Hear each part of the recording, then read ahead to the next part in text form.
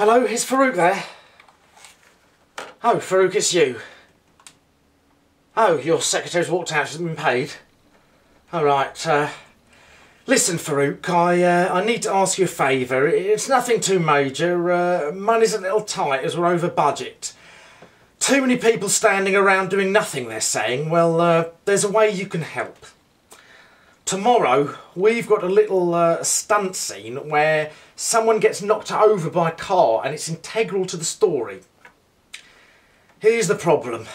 Word's got out about non-payments and no stunts are willing to come in. Now, I've thought of a way round it.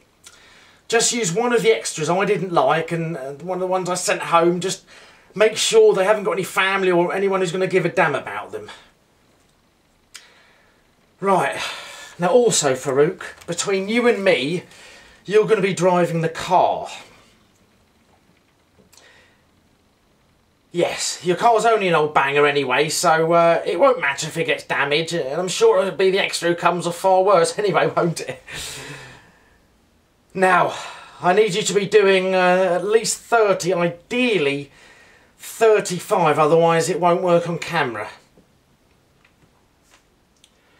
Farouk, what do you mean you can't do it? You can do it, and you will, otherwise I'll tell everyone you wasted all that money on people standing around doing nothing all those days.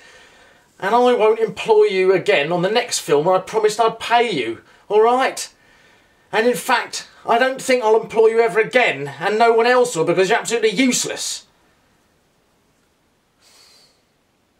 What do you mean you don't want to go to prison? That won't happen, Farouk. People don't go to prison in this country for knocking someone over when they're driving. It's a known fact. You might get some points and a small fine, but drivers get away. You can drag someone's your car for miles and they don't care, and this will be his fault. He was in the way. He was in the wrong place at the wrong time. He should have been looking where he was going. And at 35 miles an hour, he probably won't feel a thing anyway. Listen, Farouk. He'll be dying for art, and that carries huge prestige. There's people out there who give their right arm to be able to do that, and he's being given it to him on a silver platter.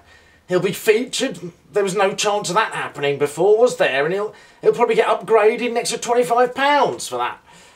And might I add as well, the cherry on top, this scene is right at the beginning of the film.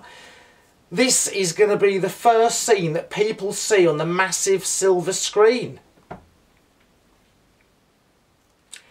You should know, Farouk, any decent film these days is shot totally out of sequence. But any decent film is shot backwards from finish to start. Farouk, your car will be fine. He'll probably just damage the bumper at worst. Maybe dent it or crack the windscreen, but you're covered for that by your insurance. Your car's in a state anyway, so they'll probably write it off and give you money for a new car. So effectively, this is a good deal for you, a starring role and a new car.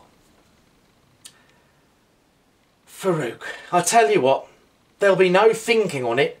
You'll be there, or I'll tell you what, there'll be no work ever again, and I'll tell you even what more, there will be big problems that you don't even want to think about, unimaginable, massive problems on a huge, humongous scale. Good. See you at 6 tomorrow morning then. Good night, Farouk.